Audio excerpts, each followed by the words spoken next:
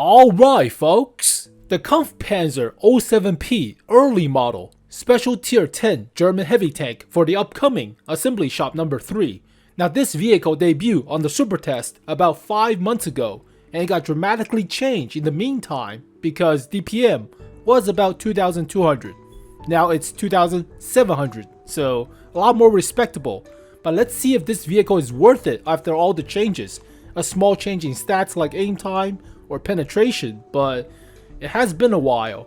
So let's compare the actual stats, see the difference on the Supertest to see if it's worthwhile. 1 million free XP in your assembly shop, or a bunch of gold and credits and fragments and bonds, practically. So tier 10 special tank makes more combat XP and crew XP, bonds and crew transfer, but crew of 5 missing the radio operator for your E100s or mouses, it's still fine. 120mm gun for a chunky Leopard, practically. It's a little bit big of a caliber, but it's a Leopard 1. Mostly. So penetration is buffed from 260mm to 270. Accuracy aim time is pretty good. 8 degrees of gun depression is not half bad. Turn traverse is heavy tank, but light heavy tank or fat medium tank-ish. So it's like with the Chieftain a little bit. And DPM got dramatically buffed, 2,700 now compared to 2,200. So you'll see, but in terms of actual buffs, they buffed the aim time, and that's not really necessary, but still pretty decent. 1.9 is already fast enough, but 1.6, that's pretty quick. A little bit more pen.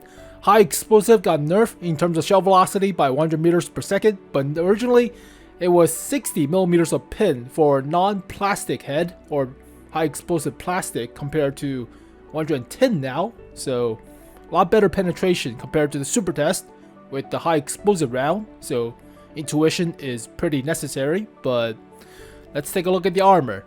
So armor is a little bit more consistent on the turret now. So they buffed the cheeks slightly, but nerfed the shovel, the dozer blade in terms of armor, space armor. So cheek armor is about 300mm or so, 400 on the sides. Mantlet is thick, don't shoot the mantlet.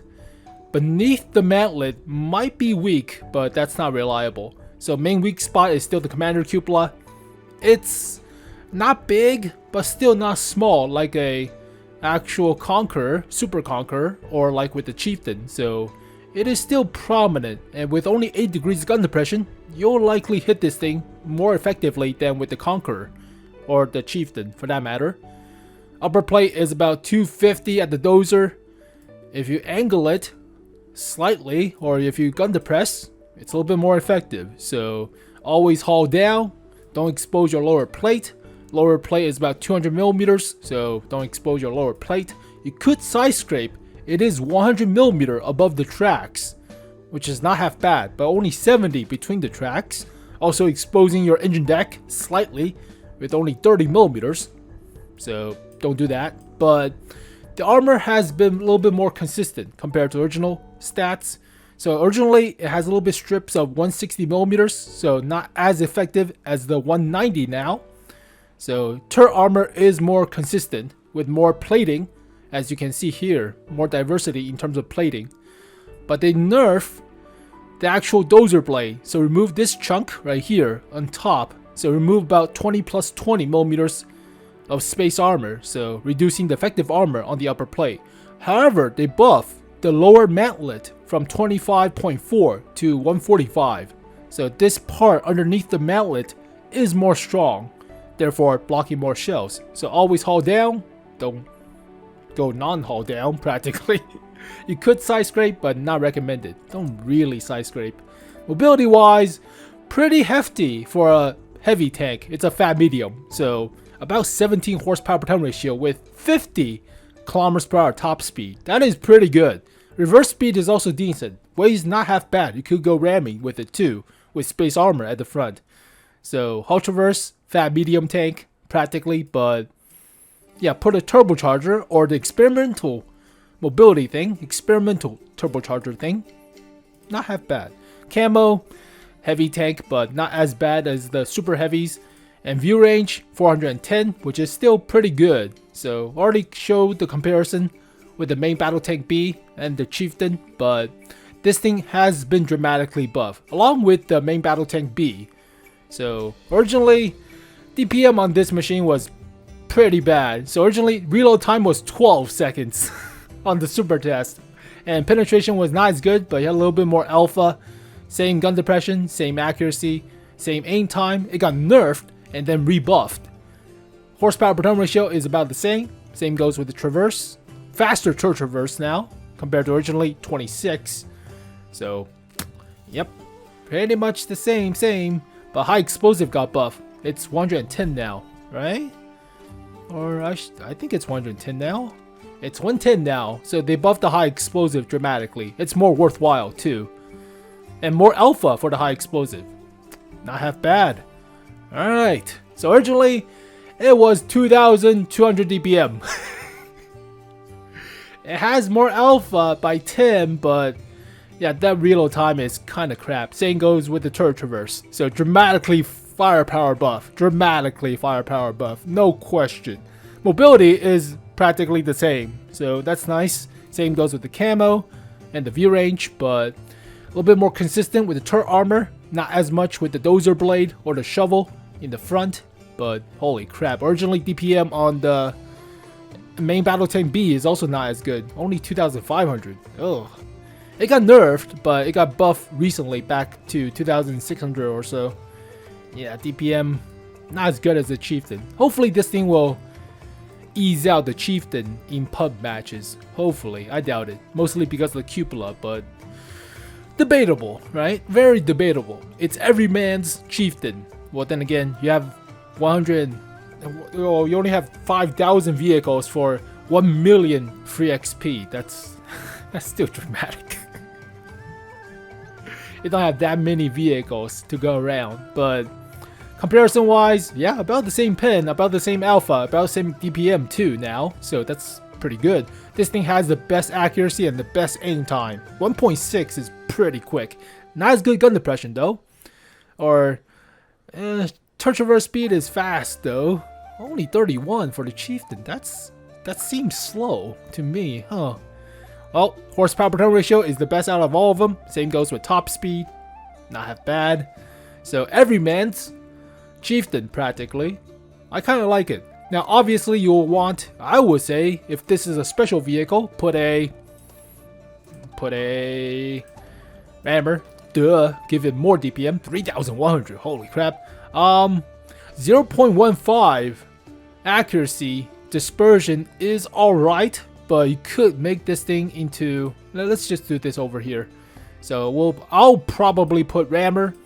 I'll probably put vertical stabilizer to the maximum degrees of moving while shooting. So you can basically crest a hill and play chipmunk or groundhog like an insane whack-a-mole and try to use your dispersion while shooting while moving. So I think vertical stabilizer might be a little bit overkill, but I like it. And basically with the experimental mobility turbocharger, make this thing goes up even more. So yeah, that's not half bad. It also helps out with the dispersion too. So 0.1 while moving, pretty good. So field modification is practically the same as all heavy tanks. You choose better terrain resistance compared with durability of your tracks. So I will go with better terrain resistance. And accuracy or aim time, it already has pretty good accuracy, pretty good aim time, but give it more accuracy. Yeah. It's only 0.05. Wait. 0.08. That's nothing. So better accuracy. View range buff, don't get hit by artillery.